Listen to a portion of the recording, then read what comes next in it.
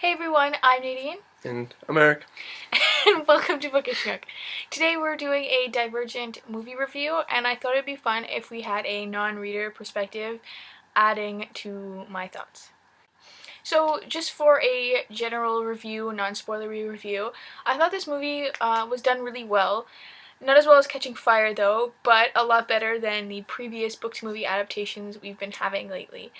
I think that the cast and everything else did a fantastic job, and I would give it a 4 out of 5 stars.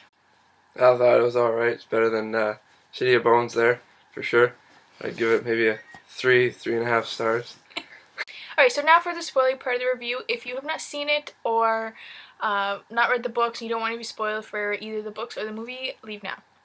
So for the music and the score in the movie, I thought that the first half an hour, the score was really non-traditional, but it was fitting with the theme and the pace of the movie until Ellie Goulding started singing, and I really hate non-traditional movie scores, like City of Bones where Demi Lovato starts belting out. That was bad. Yeah, although Divergent wasn't as bad as that scene in City of Bones, I still thought the movie would have done better. I think I would have liked it more if it had more of a traditional score. Okay, and the nice shots of Chicago all in ruins and each of the factions, I thought that was done really well. And I especially liked how they portrayed the fence. That's not what I was expecting. I guess I was kind of expecting something like the Hunger Games where it's just this really shitty electrical fence. But I like what they did with the fence. So I was a little worried about how they were going to communicate the backstory of the factions and what happened to Chicago. But I definitely liked how Shailene Triss did the voiceover at the beginning of the movie explaining sort of the history and everything, and I thought it was really clear and it got to the point of everything. Did you understand? Yeah, I understood. It was a lot better than like Vampire Academy. I didn't know who the 3 different kinds of vampires were at first. I was a little thrown off, but this one was a lot better, I find. One of the things I was most anticipating for this movie were the fear landscapes and the simulations, and I think they did a fantastic job. They looked so aesthetically pleasing and fantastic, especially in Forest Fear Landscape for the fear of heights. I thought that was really well done. It looked really good, and especially the first, I think it was the aptitude test where Triss is looking in the mirror, and then there's a whole bunch of her, and then the mirror version of her starts talking. I thought that was really well done.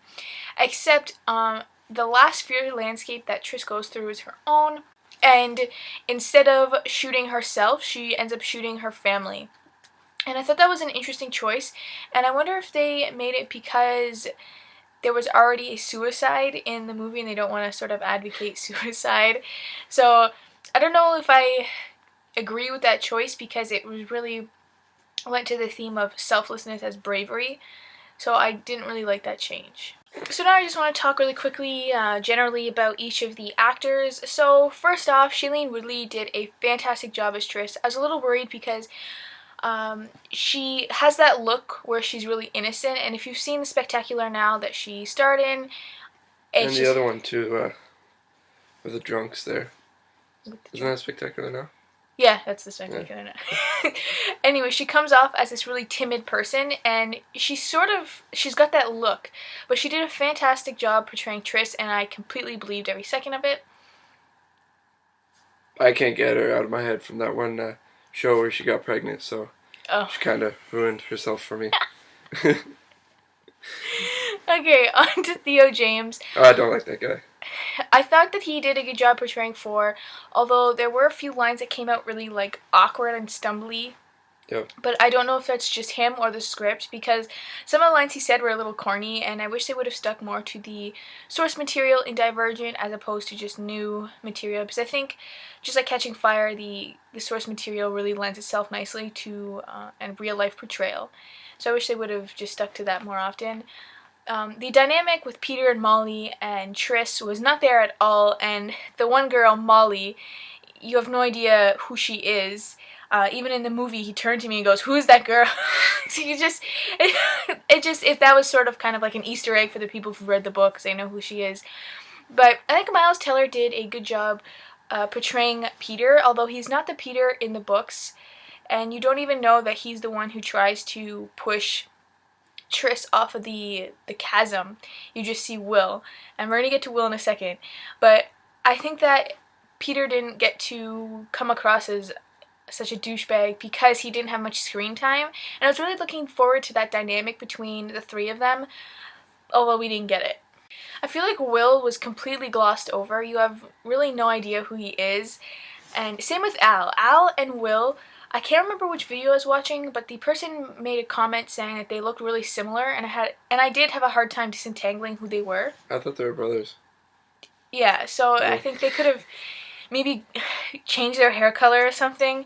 But when Will committed suicide, I didn't have any emotional attachment to him, nothing. It was just, he was just so glossed over and he wasn't even there. Like, did you even understand? Nope. Yeah. Nope. The dynamics between the initiates was non-existent. I mean, the only person you really understood who was there was Christina, and she has her own scene where she's hanging over the chasm. That's really the only initiate that you know of that you really have a kind of an emotional attachment to.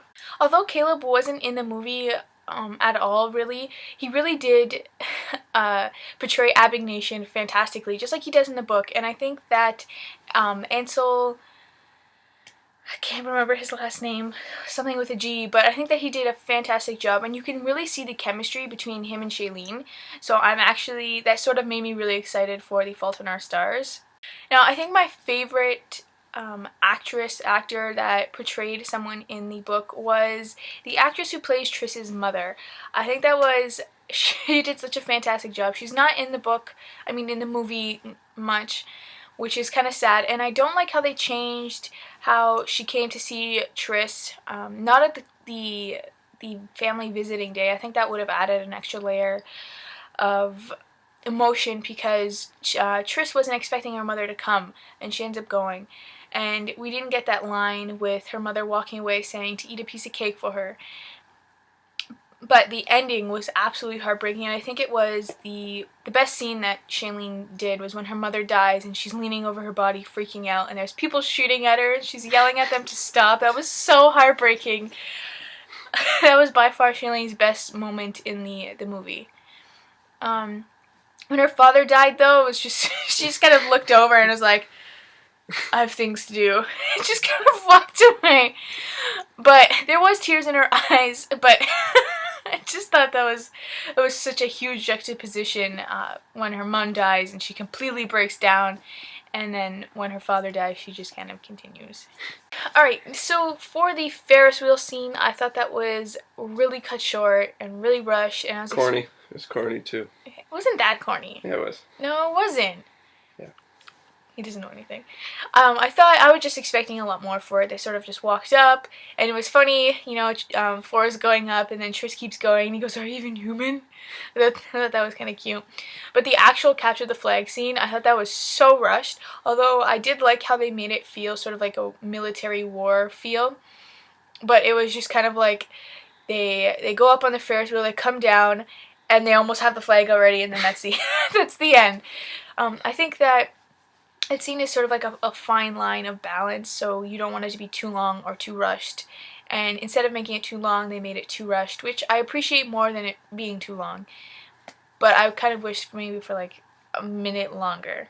Although they did change a few specific things about the ending, I like how the actual ending was true to the book. So they jump on the train and they're off, and then Triss is doing a voiceover again. So I like how it just sort of opened and concluded with her voiceover sort of kind of explaining what's going on, because this ending really gives it, like, it's sort of a cliffhanger, but if they don't make Insurgent, the movie sort of wraps itself up as well. Kind of like I'm Number 4, same way it ended. Yeah, it has the potential to keep going, but as a movie on its standalone, it can just stay like that, which it is going to because it didn't make any money. So overall, I think that the movie captured the tone and the themes and everything really nicely from the book. Although it wasn't catching fire good, it still was pretty up there, and it's just another movie to show potential book-to-movie adaptations that you can make a fantastic movie sticking to the source material. City Bones of shit. Yes, it was. So if you've seen the movie, let me know down below what you thought, what you liked, what you didn't like, even if you didn't even like the movie altogether. Bye!